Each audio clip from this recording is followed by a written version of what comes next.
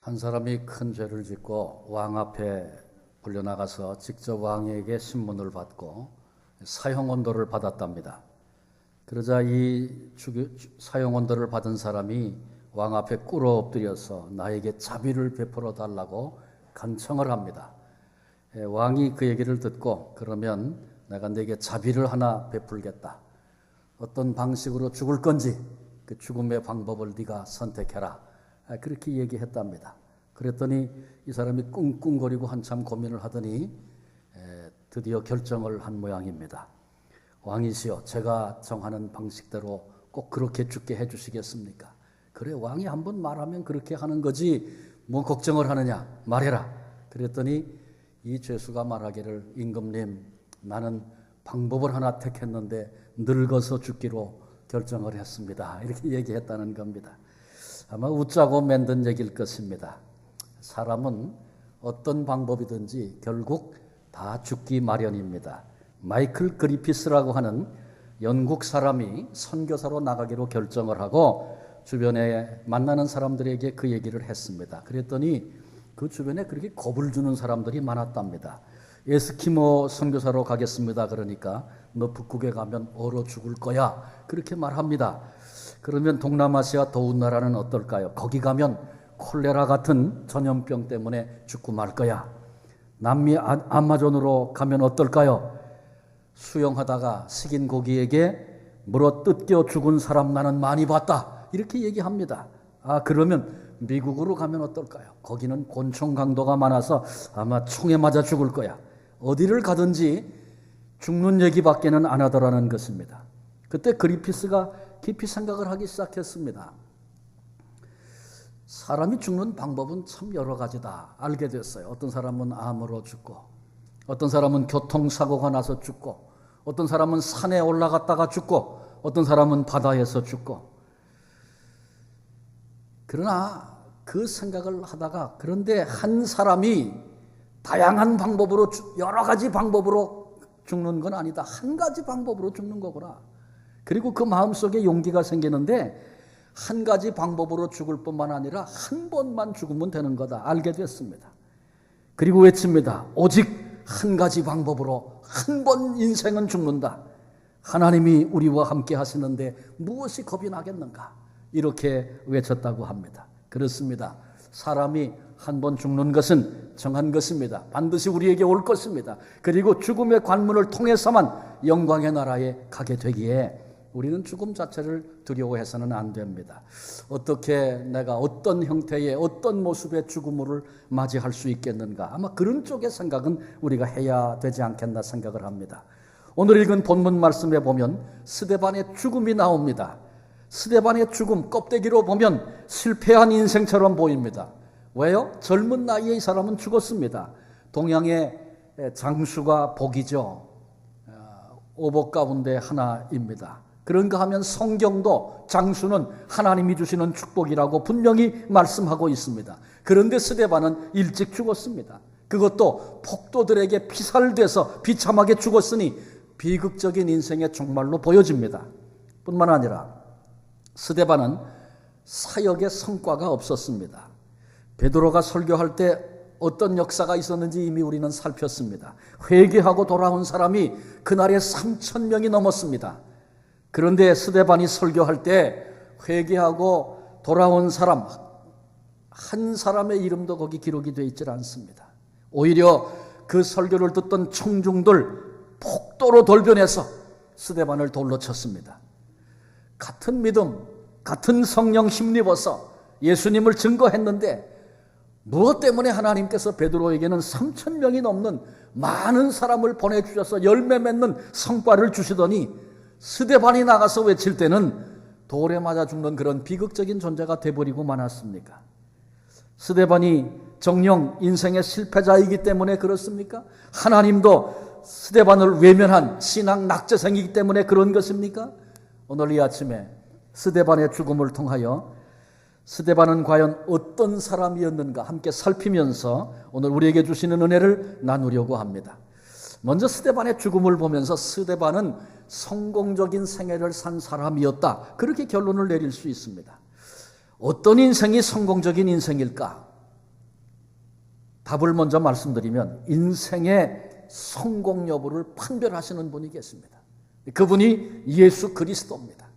우리 주님께서 착하고 충성된 종아 그렇게 불러주시면 성공한 인생입니다.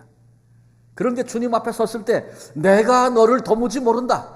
만일 주님이 그렇게 말씀하신다면 어떤 생애를 살았든지 그는 실패한 처참한 인생이 되어버리고 마는 것입니다. 자, 그렇다면 그 기준은 무엇일까요? 예수님께서 부활하신 후 승천하시기 전까지 제자들을 향해서 당부하여 마지막 하신 말씀의 그 주제는 너희는 이 모든 일의 증인이다. 예루살렘과 온 유대와 사마리아와 땅끝까지 이르러 내 증인이 되어라. 가는 곳마다 만나는 사람들에게 십자가를 복음을 전해서 내가 무엇 때문에 이 땅에 왔으며 내가 어떤 일을 했고 나로 말미암아 어떤 은혜가 임하는지 너희가 증거해라. 주님이 그 일을 당부하여 맡기셨습니다. 여러분, 예수님이 내 인생의 실패자인지 성공자인지를 결정하시는데 그분이 우리에게 부탁하고 당부하고 맡기신 그 일, 우리가 정말 예수님을 믿고 따르는 사람이라면 우리의 직업이 뭐든지 어떤 업종에 일을 하고 있든지 내가 가지고 있는 소유가 많든지 적든지 배운 지식이 가지고 있는 지식이 많든지 적든지 이 땅을 살아가는 인생의 날수가 길든지 짧든지 우리는 마땅히 그리스도를 증거하는 증인의 삶을 살아야 합니다. 그러지 않고도 성공적인 인생이었다. 그런 말씀 주님께 들을 수 없는 것입니다. 그런데 스데반은 주님께 받은 사명, 그리스도인의 증인, 충성을 다했습니다. 그 일에 최선을 다하고 열정을 쏟아붓고 죽을 수밖에 없는 위기가 찾아와도 두려워하지 않고 복음 증거하는 일에 자신을 들였습니다.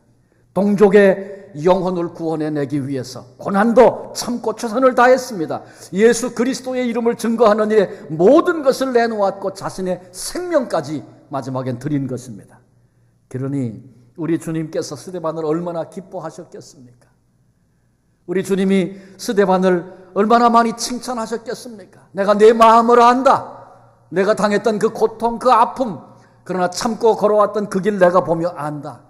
승리자에게 면류관 주시겠다고 하셨으니 우리 주님께서 스데반의 머리에 영광스러운 면류관 예비했다가 씌워주시지 않았겠습니까? 그러니 스데반은 성공적인 생애를 산 것이 틀림이 없습니다. 우리 교회가 이제 9월이 되면 멋진 향기를 시작하려고 준비하고 있습니다. 무슨 일입니까? 우리 교회가 뭘 좀 우리가 계획을 세우고 우리 뜻대로 뭘 좀 해보자 그런 얘기입니까? 여러분, 멋진 향기는 복음을 증거하는 기회입니다.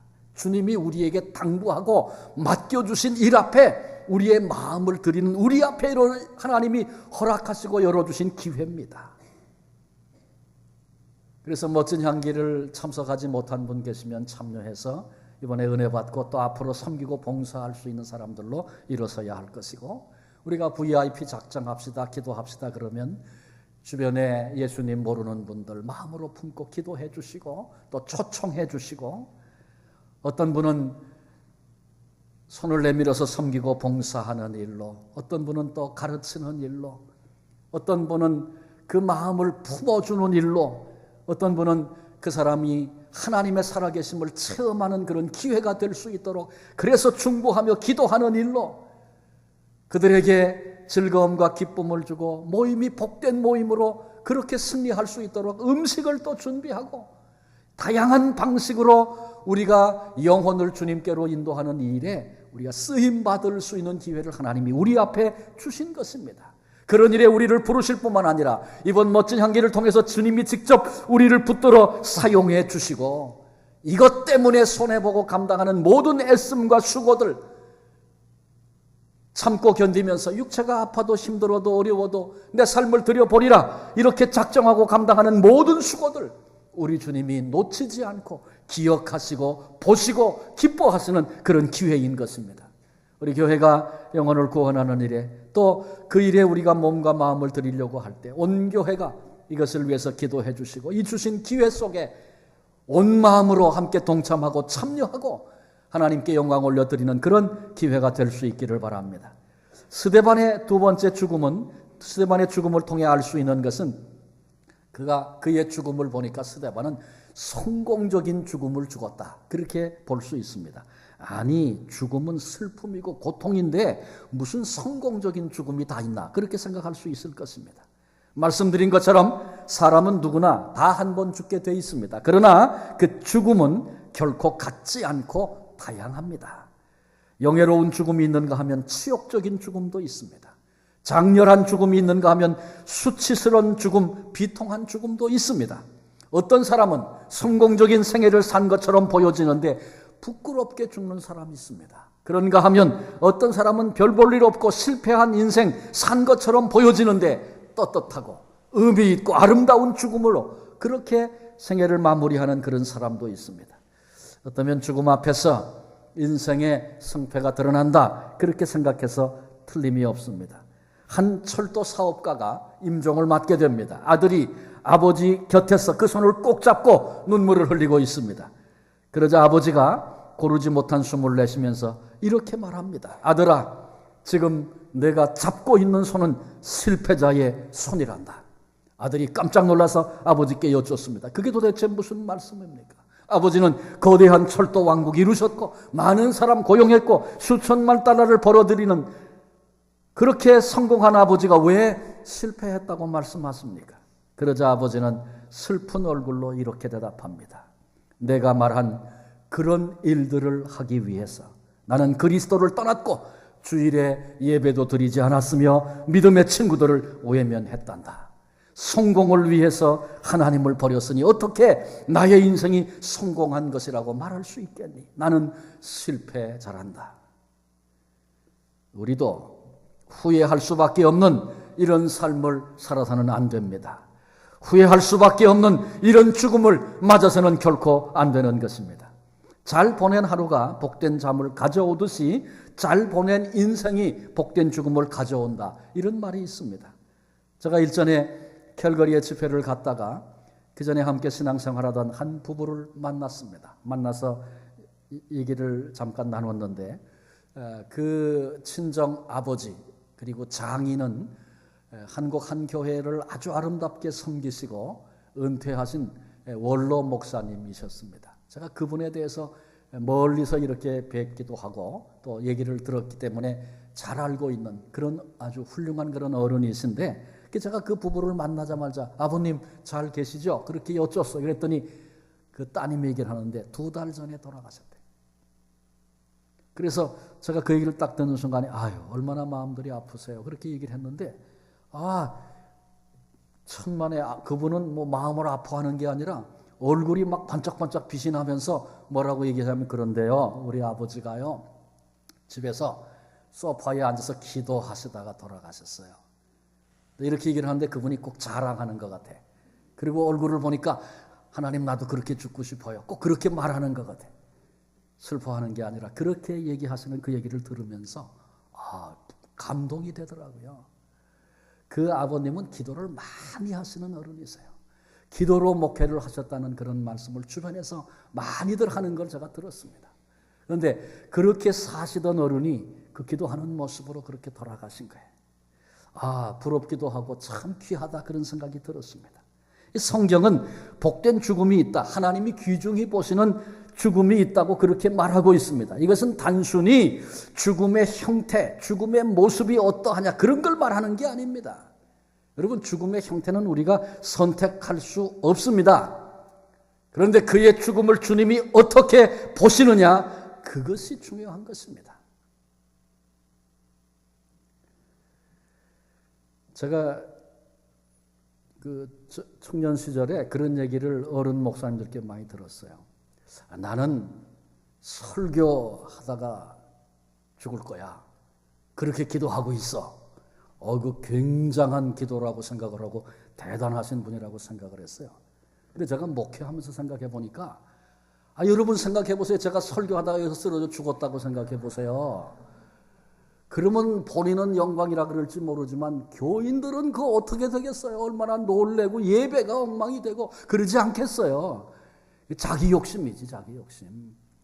형태, 뭘 하다 죽느냐, 뭐 그런 게 중요한 게 아니고, 물론 뭐 아까 말씀드렸던 기도하다가 돌아가신 어른 참 귀한 거죠.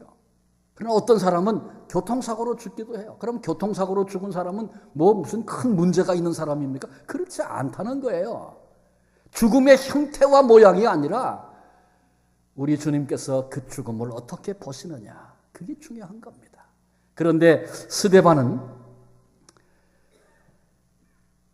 그의 죽음을 형태로 본다면 외형적으로 사람들에게 돌에 맞아서 그렇게 죽었어요. 머리가 터지고 흉측한 모습으로 그렇게 죽었어요. 비극적인 죽음 아닐 수 없습니다. 그러나 주님이 보실 때 그 죽음은 너무너무 귀중했다는 것이죠. 먼저 스데반의 죽음은 순교의 죽음입니다. 스데반이 하나님의 말씀을 선포하다가 전도하는 그 현장에서 돌에 맞아 죽었습니다. 전적으로 주님을 위해서 죽은 순교의 죽음입니다. 예수 그리스도의 이름으로, 예수님의 십자가 사건, 부활 사건 이후에 예수 그리스도의 이름으로 최초로 순교했던 사람이 스데반입니다. 세상에 그 어떤 죽음도 순교의 죽음에 피할 수 없는 것입니다. 멜빌 콕스라고 하는 사람이 있습니다. 이 사람은 아프리카 라이베리아로 갔던 첫 번째 감리교 선교사였습니다. 1833년 서아프리카, 그때는 백인의 무덤 혹은 선교사의 무덤 그렇게 불려지던 곳입니다. 그런데 그가 그곳에 복음을 들고 가겠다고 발표했을 때 주위로부터 많은 비난을 듣습니다. 하루는 웨슬리안 대학의 한 학생이 빈정거리면서 이렇게 말했습니다. 당신은 그곳에 가려면 관을 준비해 가는 것이 좋을 겁니다. 그곳에 가겠다는 것은 용기가 아니라 오만입니다. 가면 결과가 뻔한데 거기를 가겠다고 말하는 거 오만이라는 거죠. 그러자 콕스는 그 학생에게 만일 내가 아프리카에 가서 죽는다면 나의 묘비에 글을 써주십시오. 그 학생이 묻습니다. 뭐라고 쓸까요? 1000명이 쓰러져도 좋으리 아프리카가 돌아만 온다면. 이때 했던 이 멜빌 콕스의 이 말은 아주 유명한 말이 됐습니다. 여러 시대를 지나오면서 이 대답은 우리의 불신앙을, 우리의 나약함을 꾸짖고 있습니다. 멜빌 콕스는 라이베리아에 도착한 지 채 5달도 못 돼서 33세 젊은 나이에 순교의 피를 흘렸습니다. 그러나 그의 증언은 아직도 우리 가운데 생생합니다. 1000명이 쓰러져도 좋으리 아프리카가 돌아만 온다면. 어떠면 기독교 역사 가운데 이런 소중한 순교의 죽음은 스데반의 순교로부터 시작되었다, 이렇게 말해도 좋을 것입니다. 스데반의 죽음이 복된 죽음이었다는 것은 스데반의 죽음을 주님이 받으셨기 때문에 그렇습니다. 성도들이 신앙생활하면서 많은 경우에 여러 가지 봉헌을 하나님께 드립니다. 그런데 우리가 드리는 봉헌을 주님이 받으실 때 비로소 그것이 소중한 것이 됩니다. 내가 아무리 귀한 것이라고, 많은 것이라고 그렇게 여기며 바쳐도 하나님께서 그것을 물리치신다면 그건 의미 없는 것에 불과하고 헛수고일 뿐입니다. 헌신도 마찬가지입니다. 헌신 참 귀한 것이죠. 그러나 아무리 나 자신을 힘을 들여 다해서 바쳤다 할지라도 주님이 나를 받으시고 써주시지 않는다면 내가 하는 모든 일은 사람의 일일 뿐이고, 그래서 그 수고는 다 헛수고에 불과한 것입니다.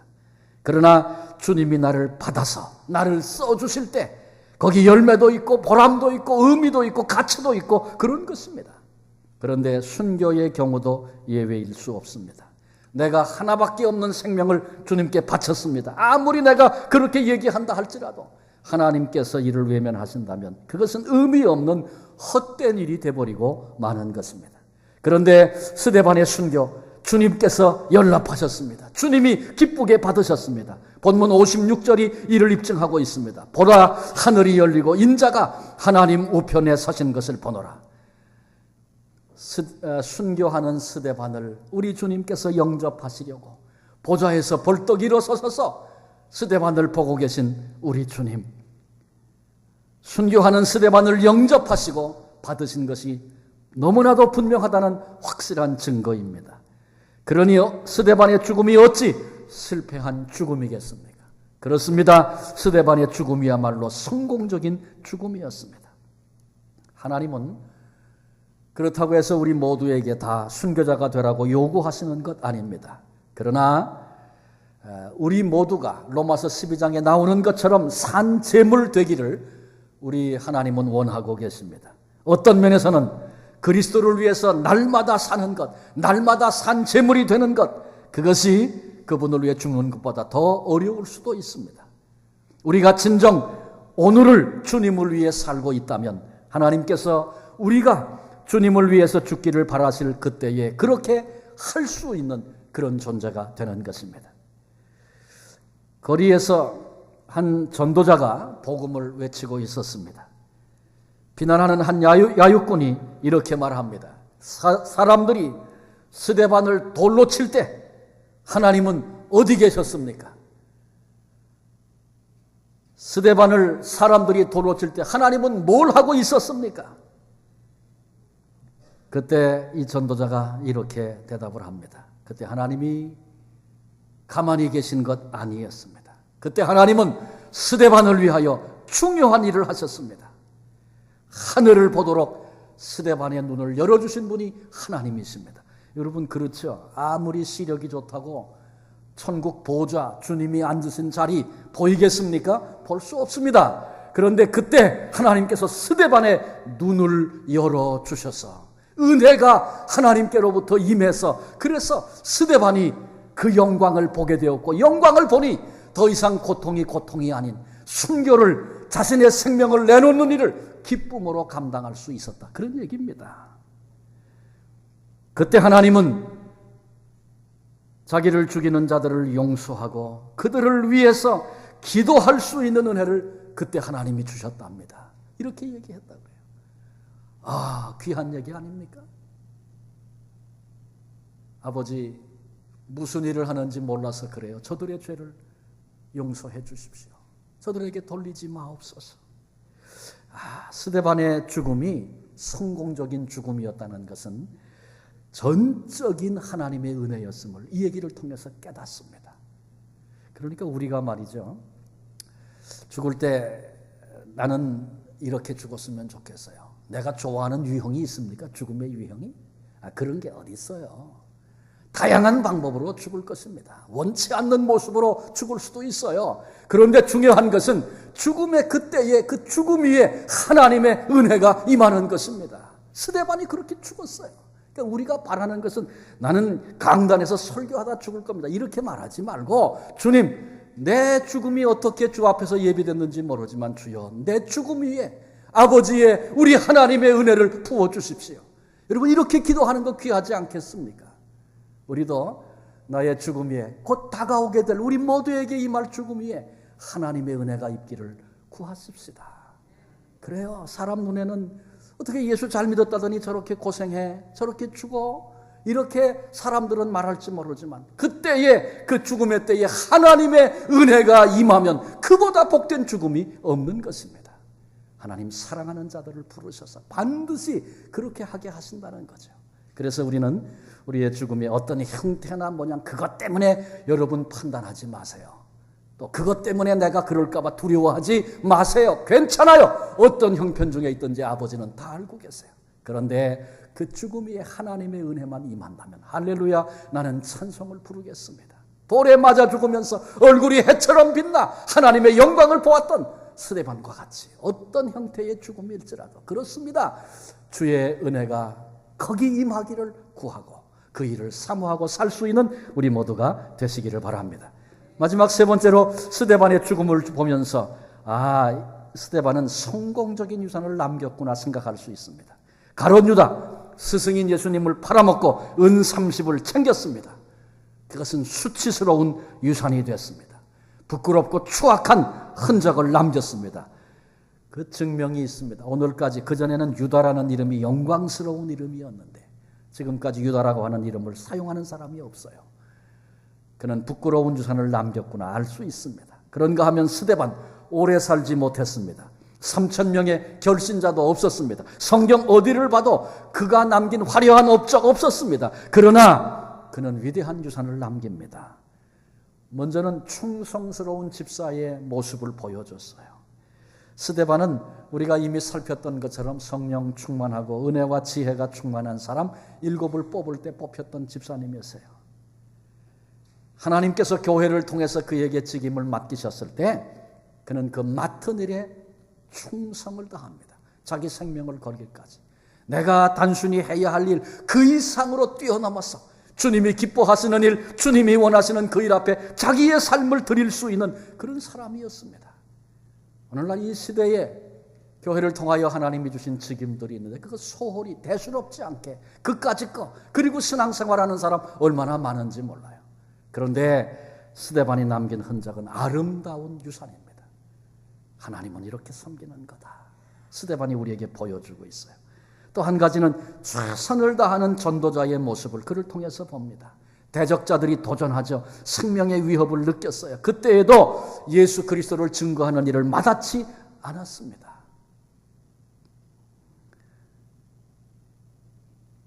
스데반이 그런 고백을 하잖아요. 보라, 하늘이 열리고 인자가 하나님 우편에 서신 것을 보노라. 그랬더니 막 귀를 막고 그냥 독을 품고 끌어내서 돌로 쳐 죽입니다. 사람을 돌로 쳐 죽인다는 거 쉽지 않습니다. 그런데 그들이 그렇게 무서운 사람으로 변했어요. 왜 그래요?